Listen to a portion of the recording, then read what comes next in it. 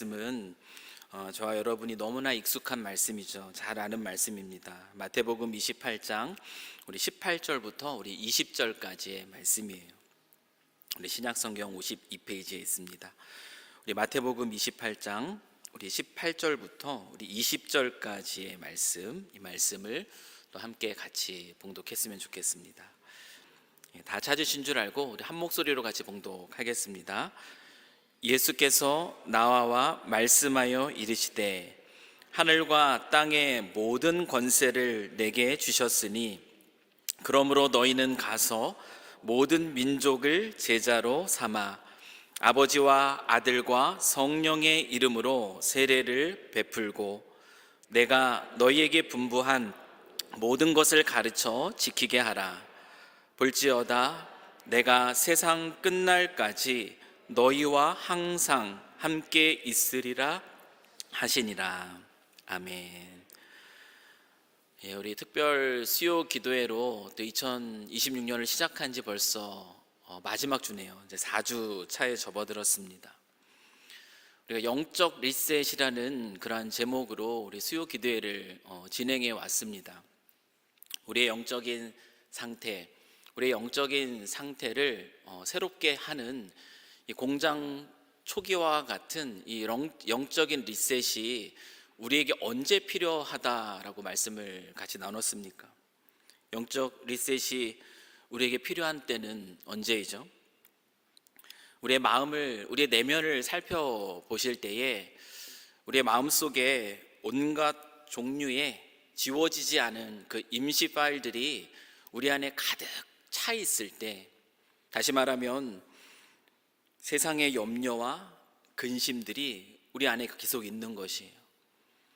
또 우리 육신과 또 안목의 정욕이나 또 이생의 자랑 등 우리 시선을 빼앗는 것들이 우리 안에서 끊임없이 솟아 나올 때, 해결되지 않은 삶의 과정에서 우리가 갖게 된 상처나 그 아픔들, 그것이 다루어지지 않은 채 우리의 마음속에 가득하고 온갖 종류의 이 죄의 바이러스들이 우리 안에 숨어서 또 우리 안에 영향력을 끼치고 있을 때, 그와 같은 임시 파일들이 우리의 마음속에 쌓여 있을 때가 영적인 리셋이 우리에게 필요한 때입니다.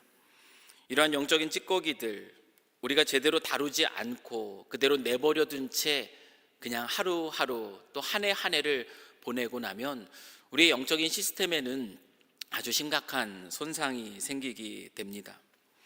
하나님의 말씀, 우리를 생명으로 이끄시는 이 하나님의 말씀에 대한 영적인 반응이요, 너무나 현저하게 느려집니다. 주의 말씀이 들어오지 않을 뿐만 아니라 그 말씀을 따라서 반응하기가 너무나 어려운 거죠. 성령의 소욕과 이 육체의 소욕이 다툴 때, 그 싸울 때 패배하는 횟수가 우리의 삶에 더 많아지게 됩니다. 심각하게는 하나님과의 영적인 동기와의 실패가 되는 겁니다. 하나님과의 친밀한 관계가 무너지고 또 하나님으로부터 멀어지게 되는 그러한 상황, 그와 같은 상황 속에 있을 때 우리에게 필요한 것이 무엇이냐면 바로 영적인 리셋이라고 말씀을 드렸어요. 왜냐하면 이와 같은 상황 속에 있을 때에 우리의 영혼의 상태는 영적인 나태함뿐만 아니라 영적인 무기력함에 빠지기 때문에 그렇습니다. 하나님을 기대하는 마음도 없습니다. 하나님이 주신 말씀 앞에 반응하는 것이 그렇게 매력적인 일로 느껴지지 않게 되는 거죠. 하나님과의 교제의 즐거움도 어느새 사라져 버렸고, 하나님이 우리에게 주어서 허락하신 공동체 안에서 함께함의 즐거움 또한 사라져 버리는 겁니다. 신앙생활이 어떤 종교적인 습관이 되고 형식이 되어 버리고 그리스도인으로서의 삶의 의미, 그리고 그리스도인으로서의 그런 삶의 목적 또한 희미해져 가는 것을 우리가 느끼게 되는 그때에 우리에게 필요한 것은 영적인 리셋입니다.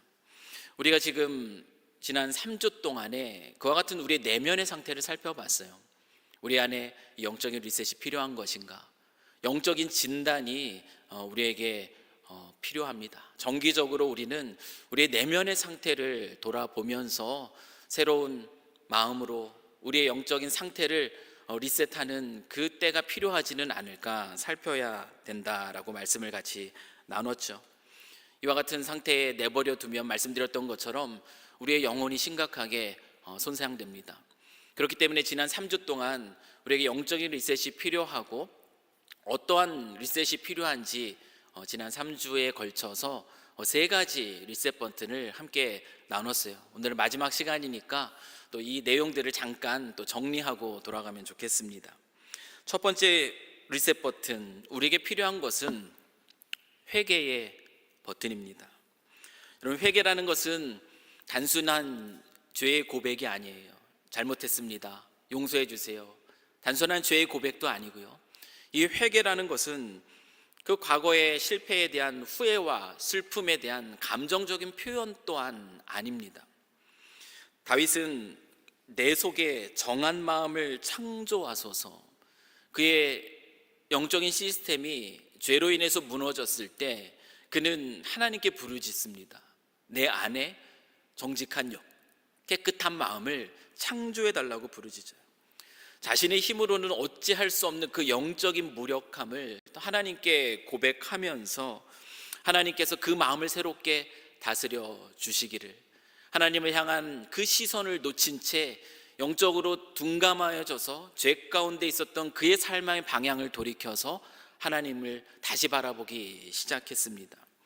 여러분, 회개라는 것은 하나님과의 이 친밀한 교제의 회복을 바라면서 하나님께서 다시 한번 내 마음을 새롭게 하여 주시도록 우리 자신을 하나님 앞에 내어놓는 것, 이것이 바로 회개입니다. 이런 회개가 우리 안에 이루어질 때 우리 안에 새롭게 다시 샘솟게 되는 것이 구원의 즐거움이고 또 우리 마음속에 가득 부어지는 것이 자원하는 심령입니다. 첫 번째 회개의 버튼이에요. 이 두 번째 리셋 버튼은 예배의 버튼이었습니다. 여러분, 회개의 버튼이 우리의 마음의 방향을 다시 하나님께로 향하는 그 방향 전환이었다면, 이 예배의 버튼은 무엇이냐면 우리의 마음속에 끊임없이 만들어지는 그 우상들을 제거하는 거죠. 끊임없이 만들어지는 이 거짓 우상들을 제거하고 우리의 마음을 하나님께로 고정하는 버튼이 바로 예배의 버튼입니다. 우리의 영이 간절하게 하나님을 찾고 그리고 약속하신 그 하나님을 만나고 그 하나님을 누리는 예배가 영으로 드리는 예배입니다. 진리로 드리는 예배는 무엇이냐면 하나님께서 내 안에 나를 위해서 행하신 그 놀라우신 사건, 그 진리 때문에 예배의 자리에 나아가고 그 예배의 자리에서 그 진리 앞에, 그 선포되는 또 다른 진리 앞에 반응하며 내 삶의 변화가 일어나는 예배, 이 예배가 바로 진리의 예배예요.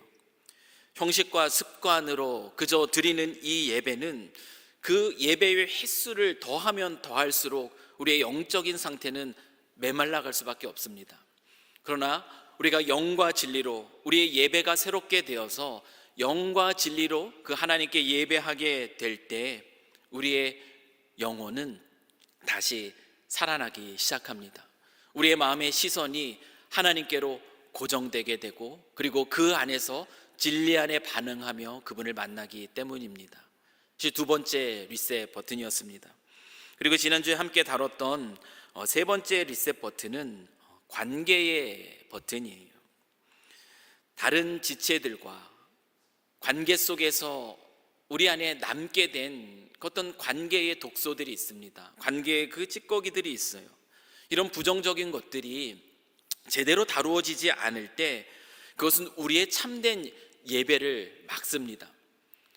우리가 하나님을 바라보고 하나님께 시선을 고정하며 예배를 드리려고 할 때 가장 어려운 부분, 그 예배를 방해하는 것이 바로 관계 안에 나타난 해결되지 않은 그 부정적인 찌꺼기라는 것을 아마 우리는 부인하지 못할 겁니다.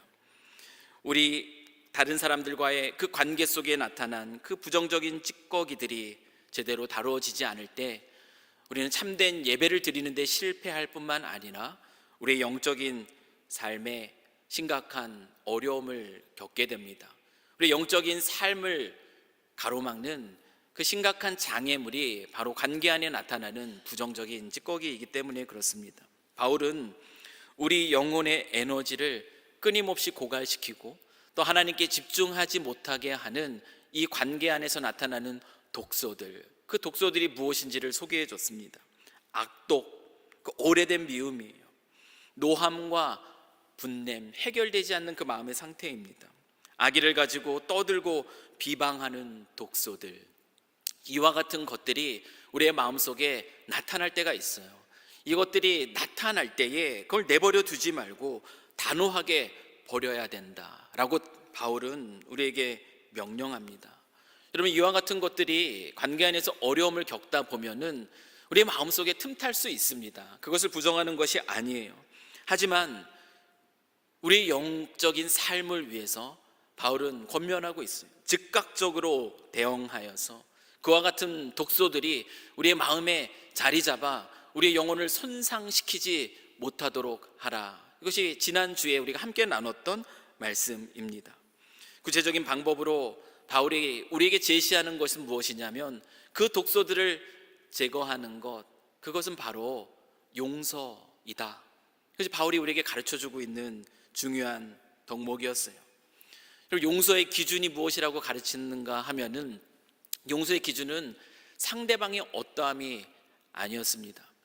우리가 관계 안에 이 부정적인 찌꺼리를 내어버릴 수 있는 그 용서는 용서의 기준을 상대방으로 둘 때는 불가능합니다. 그래서 바울이 가르쳐주고 있는 것은 무엇이냐면 하나님이 나를 용서해 주신 그 기준, 우리가 아직 연약할 때에, 우리가 아직 죄인 되었을 때에, 우리가 아직 원수 되었을 때에 그럼에도 불구하고 나를 용서해 주신 그 하나님의 용서의 기준을 가지고 다른 이들을 용서하라. 핑계할 수 없는 너무나 분명한 이유를 바울은 우리에게 가르칩니다. 여러분, 용서는 용기 있는 믿음의 표현입니다. 용서는 순종으로 내가 할 수 있는 것이 아니라 오직 주의 말씀에 순종함으로 할 수 있는 것이기 때문에 용서는 또한 영적인 승리입니다. 이 용서가 십자가 앞에서 우리의 영혼, 그 부정적인 감정의 찌꺼기들 앞에 사로잡혀 있는 우리의 영혼을, 우리의 영적인 에너지를 끊임없이 고갈하며 예배에 실패하게 만들고 우리의 영적인 삶을 방해하는 우리의 영혼을 자유롭게 합니다. 그래서 우리의 영혼의 회복과 부흥을 가능하게 하는 것이 이 관계에 있어서의 이 리셋 버튼이 눌러지는 것이에요. 사랑하는 성도 여러분, 이 지난 3주간의 이야기를 함께 정리한 것이에요. 어떠신가요? 여러분, 회개의 버튼 누르셨습니까? 여러분, 예배의 버튼 누르셨습니까? 관계의 버튼 누르셨습니까? 우리의 영적인 시스템을 정상화시키는 이 영적인 리셋이 오늘 이 저녁에 또 함께 예배하러 이 자리에 모이신 우리 모두에게 이 영적인 리셋이 일어나고 있기를 이 시간 주의 이름으로 간절히 축원합니다. 우리에게 베풀어 주신 그리스도의 사랑과 용서 때문에 이 관계의 독소들이 우리의 영혼과 우리의 예배를 손상시키지 못하도록 버릴 수 있기를, 해결해낼 수 있기를 소망하고요. 하나님께서 이 자리에 있는 저와 여러분의 마음을 그 정직한 영, 그 깨끗한 마음으로 창조해 주셨기를 또한 바랍니다. 그래서 우리가 드리는 모든 예배의 자리에서 다시 한번 이 구원의 즐거움, 그냥 왔다가 그냥 가는 것이 아니라 이곳에서 그 하나님을 만나고 그 하나님을 또 누리고 돌아가기에 우리 안에 구원의 즐거움이 가득한 그런 하나님과의 친밀한 관계가 회복되는 예배가 저와 여러분이 드리는 매번의 그 예배가 될 수 있기를 다시 한번 주의 이름으로 축원합니다. 우리 마지막으로 오늘 우리에게 필요한 영적인 리셋 버튼은 무엇이냐면, 제목에서도 같이 아시겠지만 마지막 오늘 함께 나누고 싶은 것은 사명의 버튼입니다. 여러분, 컴퓨터를 리셋하는 궁극적인 이유가 무엇입니까? 컴퓨터를 리셋하는 궁극적인 이유는 그 기기를 제대로 다시 사용하기 위해서입니다. 그냥 깨끗하게 만들어서 속도도 빠르구나, 그것을 그렇게 그 상태로 만들어 놓고 컴퓨터를 꺼두기 위해서 우리는 영적인 리셋을 하지 않습니다. 우리가 컴퓨터를 리셋하는 이유는 무엇이냐면 그 기계를 제대로 사용하기 위해서예요. 사용하지 않고 전원을 꺼두면 그것은 아무 의미가 없습니다. 마찬가지로 우리 그리스도인들이, 저와 여러분이 지난 3주에 걸쳐서 영적인 리셋의 작업을 함께 해 나갔는데요, 영적 리셋을 하는 이유는 무엇이냐면 컴퓨터 안에서 이 돌려야 할 이 핵심 프로그램을 우리가 돌려야 하는 것처럼, 우리가 영적인 리셋을 하는 이유는 우리를 지으시고 우리를 부르시고 또 우리를 여기까지 인도하신 그 하나님이 이 세상에 우리를 보내셨는데, 그때 우리에게 주신 사명이 있습니다. 그 사명이 있는데요, 우리의 삶이 이 사명에 이끌림 받는 삶이 되게 하기 위함이에요. 우리 영적인 리셋이 필요한 이유는 바로 여기에 있습니다. 우리에게 주신 그 부르심의 그 사명이 우리를 통해서 제대로 작동하게 하기 위함이라는 것이죠. 여러분, 예수님은 부활 이후에 제자들을 찾아오셨습니다. 부활 이후에 제자들을 찾아오셔서 이렇게 말씀하세요. 요한복음 20장 21절의 말씀을 한번 보시면 함께 읽겠습니다. 자, 시작. 예수께서 또 이르시되 너희에게 평강이 있을지어다. 하나님께서 나를 보내신 것 같이 나도 너희를 보내노라. 부활하신 예수님은 하늘로 올라가시기 전에 그 제자들, 두려움 가운데 있었던 그 제자들을 찾아오셨습니다. 찾아오셔서 이 말씀을 해주고 계세요. 이 말씀은 그들에게, 그 제자들에게 너희들의 정체성이 무엇인지에 대해서 설명해 주는 말씀입니다. 제자들의 정체성은 무엇입니까? 그 예수님은 그들에게 뭐라고 말씀하시죠? 예수님은 그 제자들에게 내가 너희를 이 세상에 보낸다라고 말씀하고 있어요. 제자들의 정체성은 무엇이냐면 보냄받은 자라는 것이에요. 무엇을 위해서 보냄받았는가, 그 사명에 대한 진술이 바로 오늘 우리가 함께 읽었던 이 마태복음 28장 18절부터 20절의 말씀입니다. 부활하신 예수님께서 그 제자들을 찾아와셔서 내가 너희를 이 세상에 보낸다라고 말씀하시고, 이 부활하신 예수님이 다시 이제 하늘로 올라가시기 전에 그 제자들 앞에서 그들에게 부탁하시는 말씀이 있어요. 그 사명이 있습니다. 오늘 본문의 말씀이에요. 예수께서 나와 말씀하여 이르시되 하늘과 땅의 모든 권세를 내게 주셨으니 그러므로 너희는 가서 모든 민족을 제자로 삼아 아버지와 아들과 성령의 이름으로 세례를 베풀고 내가 너희에게 분부한 모든 것을 가르쳐 지키게 하라. 볼지어다 내가 세상 끝날까지 너희와 항상 함께 있으리라 하시니라. 여러분, 우리가 잘 알고 있는 이 말씀 속에 담겨 있는 우리의 사명은 무엇이죠? 사명은 무엇입니까? 사명은 가서 모든 민족을 제자로 삼으라는 것이에요. 이 말씀이 단순히 그 예수님의 그 제자들 12제자에게 주신 것이 아닙니다. 이 말씀은 오고 가는 그 세대를 살아가는 모든 그리스도인들에게 주신 말씀이에요. 너희의 사명은 가서 모든 민족을 제자로 삼으라는 것. 여러분, 이 말씀을 들으면 예수님이 주시는 이 사명의 말씀은 굉장히 무겁게 들려요. 무겁게 들립니다. 너무나 큰 짐, 너무나 부담스러운 짐을 우리 어깨 위에 얹어주시는 것처럼 들려요. 그런데 이 말씀은 우리를 힘들게 하기 위해서, 우리에게 인생 살아가는 것도 힘든데 거기에 더해서 더 무거운 짐을 지워주시는 그런 말씀이 아닙니다. 하나씩 살펴보면서 이 말씀의 의미를 한번 같이 나누기를 원하는데요, 예수님은 먼저 우리의 사명에 대해서 설명해 주실 때에 무슨 말씀을 하고 계시냐면 가라고 말씀하고 계세요. 가서 모든 민족을 제자로 삼으라. 여러분, 여기서 가라는 것은 어떤 목적지가 주어진 그런 보네메스로에서의 그것은 아닙니다. 어떤 정해진 특정한 어떤 선교지, 그것을 얘기하는 것이 아니에요. 그 헬라어 원문의 뜻을 보면은 그 가는 길 위에라는 것이 바로 이 가라의 뜻이 있습니다. 다시 말하면 이 가라라는 것은 어떤 정해진 어떤 곳을 향해서 말하는 것이 아니라 일상을 살아가는 우리의 삶의 걸음 위에라는 뜻이에요. 그래서 가라는 것은 우리가 살아가는 삶의 자리에서 우리가 걷게 되는 모든 길 위를 말합니다. 그 길 위에서 뭐라고 말씀하고 있죠? 그 다음 모든 민족, 그 만나게 되는 모든 민족을 얘기하고 있죠. 이 모든 민족이라는 것은 저기 어디 그런 섬 나라에 정말 정말 찾아가기 어려운 어떤 미전도 종족과 같은 그런 어떤 특정한 선교지의 사람들을 이야기하는 것 또한 아니에요.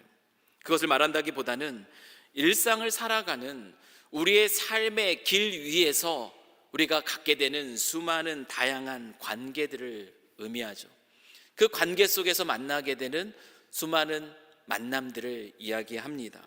즉 모든 민족의 시작은 어디로부터 시작되는가 하면은 바로 내 삶의 옆자리로부터 시작이 되는 것이죠.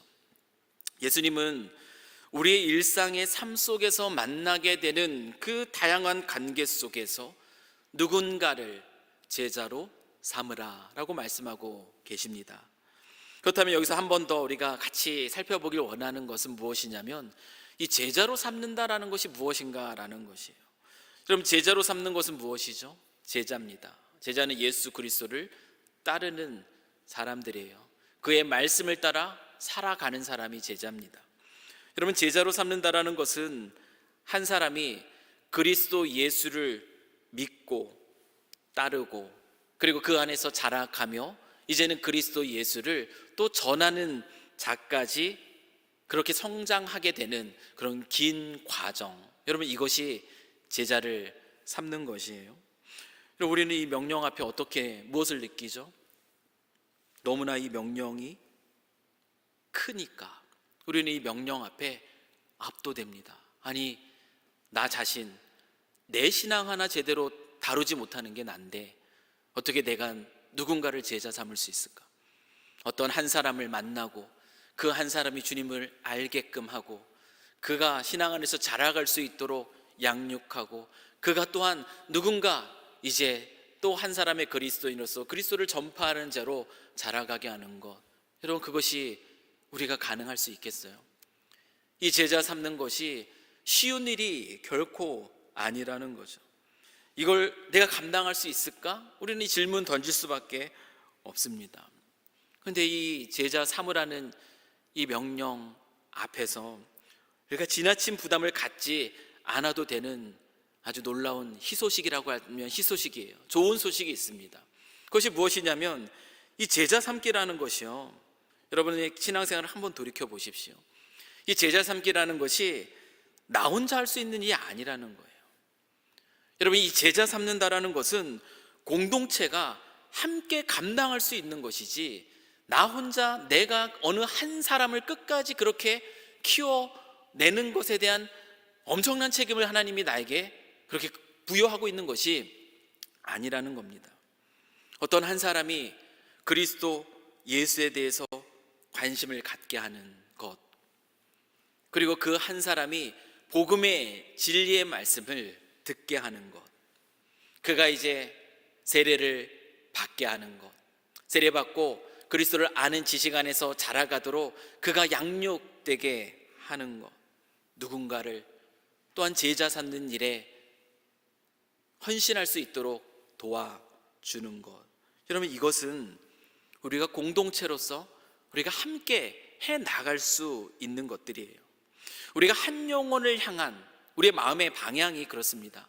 우리가 살아가면서 우리 주변의 사람들 한 사람 한 사람들이 정말 우리 주 예수 그리스도를 알게 되기를 소망하는, 회심하게 되기를 원하는 그 마음과 그 영혼이 그리스도 안에서 아름답게 성장해 나가기를 바라는 그 마음을 가지고 주님의 몸된 교회라는 이 공동체 안에서 우리 각자에게 주신 은사를 따라서 그 역할들을 잘 감당하고 있다면 우리는 제자 삼으라는 이 주님의 이 사명 앞에 아주 아름다운 모습으로 함께 동참하고 있는 것이에요.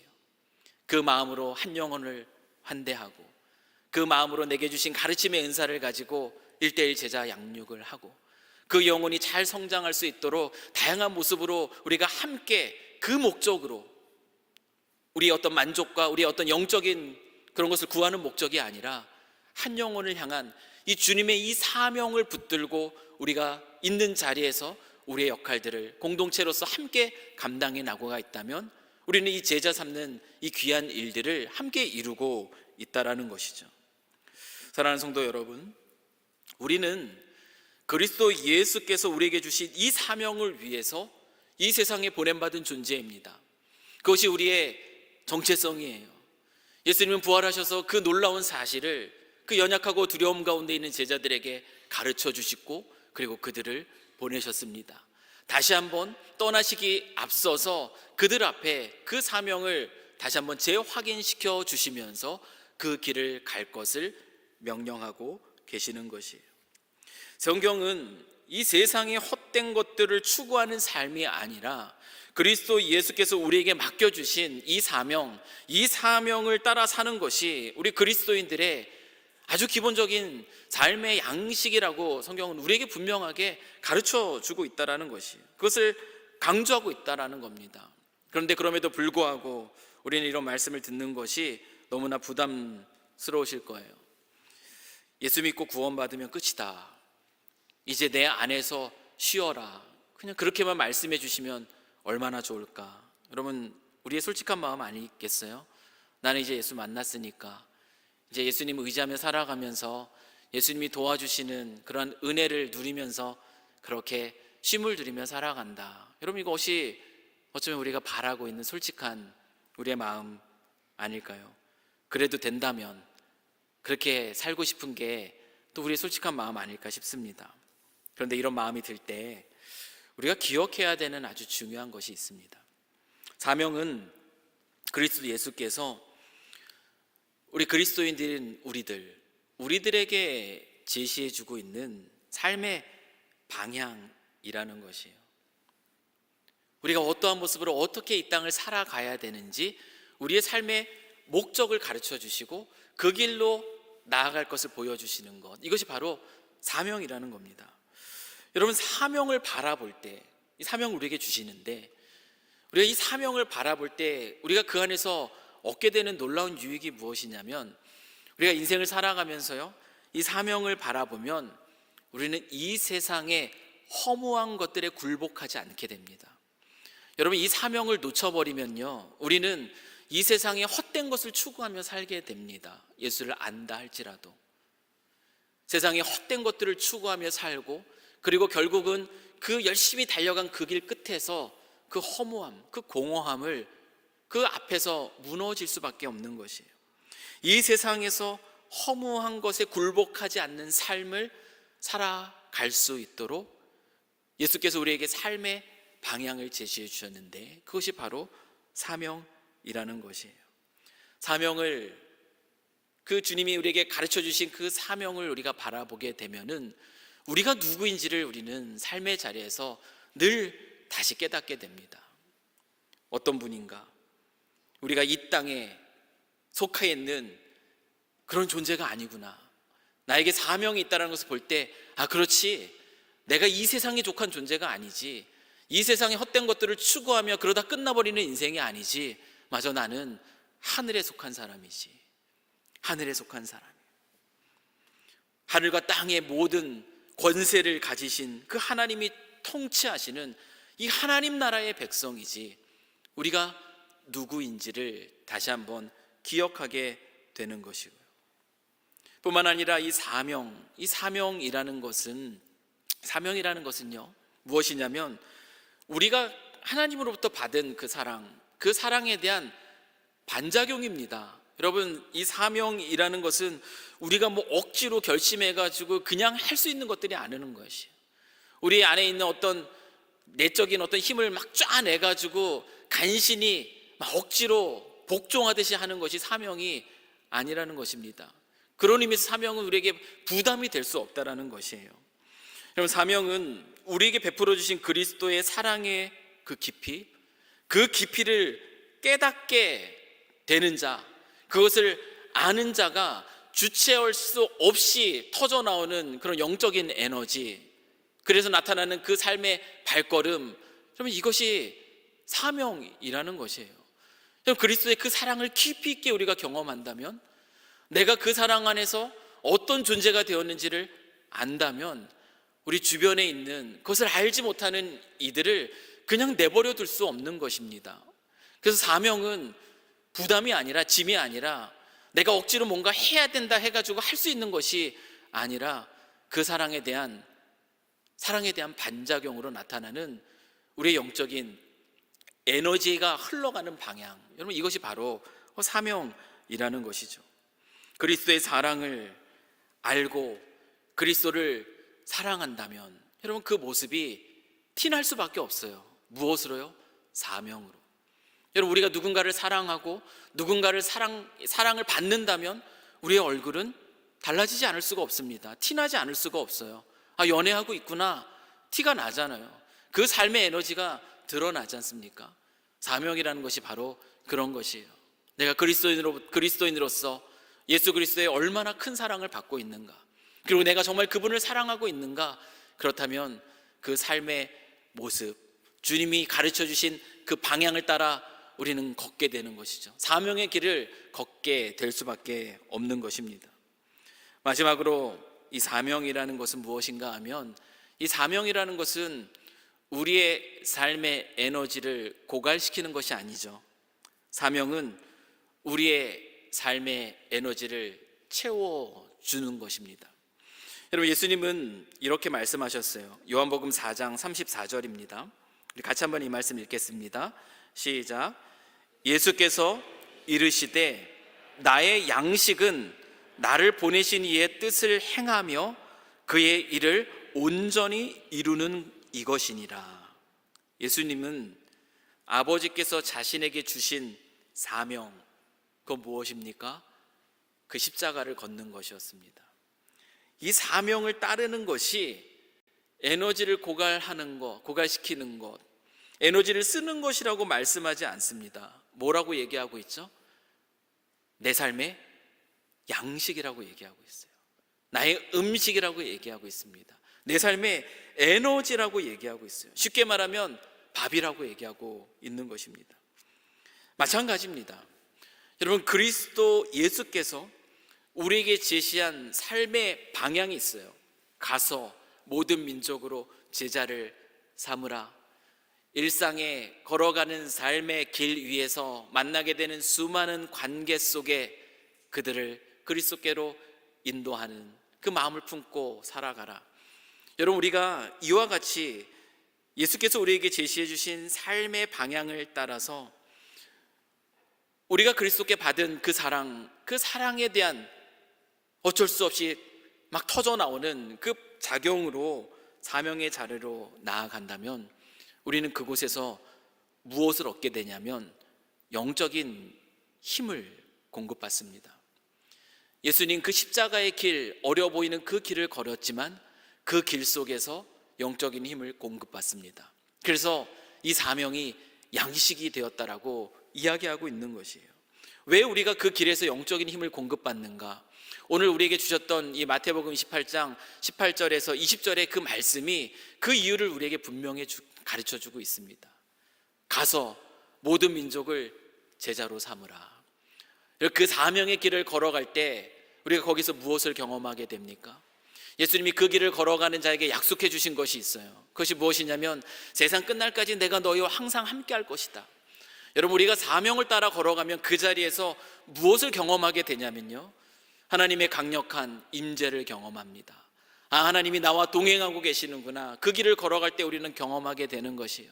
세상의 것들을 쫓아 달려갈 때는 그 하나님의 임재를 누리기 어려워요. 그러나 주님이 가르쳐 주신 삶의 방향을 따라 우리 걸어가게 되면 우리는 그곳에서 우리와 항상 함께 계신다고 약속하시는 그 하나님, 그 하나님이 이렇게 나와 함께 계시는구나, 그 강력한 임재를 경험합니다. 뿐만 아니라 하늘과 땅의 모든 권세를 가진 그 하나님의 능력이 어떻게 그 길 속에서 나타나는지, 그 놀라운 그 능력을 맛보게 돼요. 여러분, 그렇게 되면 그 사명의 길을 걸어갈 때에 그 사명을 걸어가는 그 사람이 그곳에서 무엇을 경험하게 되겠습니까? 그곳에 무엇을 누리겠어요? 그 길 속에서 그 사명을 따라가는 것이 예수님처럼 나의 양식이구나, 내 삶의 에너지구나, 내가 그렇게 하나님과 깊이 있는 만남 속에서 그분의 능력을 누리면서 나아가는구나, 그 삶이 그 고백 속에 뜨거워지게 되는 거죠. 이런 이유로 사명은 부담스러운 무거운 짐이 아니라 그리스도인의 삶의 이유와 동력이 됩니다. 그래서 그리스도 예수께서는 그 사랑하는 제자들에게 이제 마지막 하늘로 떠나가시기 전에 이 사명을 다시 한번 분명하게 들려주신 것이죠. 사랑하는 성도 여러분, 영적 리셋의 이유는 결국 사명이 이끄는 삶의 회복입니다. 주님께서 우리에게 가르쳐 주신 우리가 나아가야 할 삶의 방향이에요. 가서 모든 민족에게 제자를 삼으라. 이 주님이 우리에게 가르쳐 주시는 삶의 방향, 이 사명을 따라 살면서 매일의 일상 속에서 정말 언제나 함께 계시겠다고 약속하신 그 하나님의 임재를 누리고, 그리고 말씀드렸던 것처럼 이 하늘과 땅의 모든 권세를 가지신 하나님의 능력을 맛보며 살아가는 삶의 회복, 이것을 위해서 우리에게 필요한 것이 영적 리셋이라는 것이에요. 내가 그 삶의 기쁨들을 빼앗긴 채 살아가고 있다면, 어디로 가야 될지 그 길을 잃어버린 채 하나님을 아는 즐거움도 놓쳐버리고 공동체 안에 함께하는 그 기쁨도 빼앗기고 그렇게 무기력한 채 영적인 무력감 속에서 살아가고 있다면, 하나님이 그런 우리들을 보시면서 얼마나 마음이 슬프시겠어요? 안타깝겠습니까? 하나님, 우리 사랑하는 이들이 하나님과 동행하며 그 하나님의 놀라운 능력을 맛보는 그 인생을 살아가기를 소망합니다. 그래서 우리에게 영적인 리셋이 필요한 것입니다. 이 영적인 리셋의 그리고 그 결국은 무엇이냐면 사명이 이끄는 삶의 회복이 우리 안에 이루어지는 것이에요. 사랑하는 성도 여러분, 2026년 이렇게 시작됐습니다. 기대하는 마음으로 시작한 분들도 계시지만 지난 오랜 세월 속에 쌓였던 우리의 마음속에 있는 그 영적인 찌꺼기들로 인해서 그 어떤 기대도 없이 그저 시작하신 분들도 계실 수도 있는 것 같아요. 어쩌면 많은 분들이 그런 마음속에 있는지 모르겠습니다. 그래서 올 한 해를 영적인 리셋으로 함께 시작하길 원했어요. 우리의 마음속에 있는 그 찌꺼기들 내어버리고 주님이 우리의 마음을 새롭게 창조시켜 주시고 하나님께 다시 한번 우리의 시선을 고정하며 그분을 만나고 누리고, 관계 안에 그 모든 우리가 해결할 수 없는 것들, 주님의 크신 사랑 그 안에서 우리에게 흘러들어오는 용서의 힘으로 그 일들을 내어버리며 사명이 이끄는 삶의 기쁨들을 올 한 해 다시 한번 풍성하게 누릴 수 있는 우리 삼성교회 모든 성도님들이 되실 수 있기를 주의 이름으로 간절히 축원합니다. 아멘.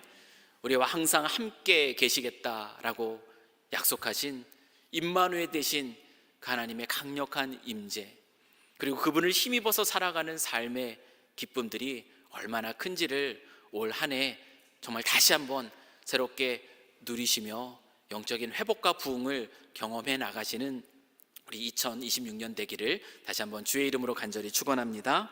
우리 같이 한번 기도하겠습니다. 참 좋으신 하나님 아버지, 2026년 어느덧 한 달이 지나갔습니다. 영적인 무력감과 무기력 속에 지쳐있는 저희들의 영혼이 지난 한 달의 삶 속에서 회복을 경험했었기를 소망합니다. 회개로 우리의 마음의 방향이 하나님께로 돌아가고 예배로 우리의 시선이 하나님께 고정되며 그 예배를 방해하는 영적인 방해물들이 그리스도의 사랑과 용서로서 녹아지는 그 은혜 안에서 우리의 사명이 다시 새롭게 되는 은혜가 있도록 주님, 이 시간에 있는 우리 사랑하는 삼성교회 모든 성도들을 축복하여 주시기를 소망합니다. 결국 우리가 살아가야 하는 삶은 사명이 이끄는 삶, 임마누엘 되신 그 하나님을 누리는 삶, 그분의 크고 놀라우신 능력을 맛보는 삶이 바로 우리가 이 땅을 살아가는 삶의 모습임을 다시 한번 기억하오니 저희 모두들 정말 이 세상 속에서 그 은혜를 누리며 살아갈 수 있도록 주 하나님 축복하여 주시고, 또 오늘 이 시간 이제 기도의 자리로 나아갈 때에 우리 각 사람에게 찾아오셔서 우리의 마음을 어루만져 주시고 이 회복의 길로, 부흥의 길로 우리를 인도하여 주시옵소서. 주께서 그리스도의 이름으로 기도합니다. 우리 이 노래를 부르면서 우리 같이 기도의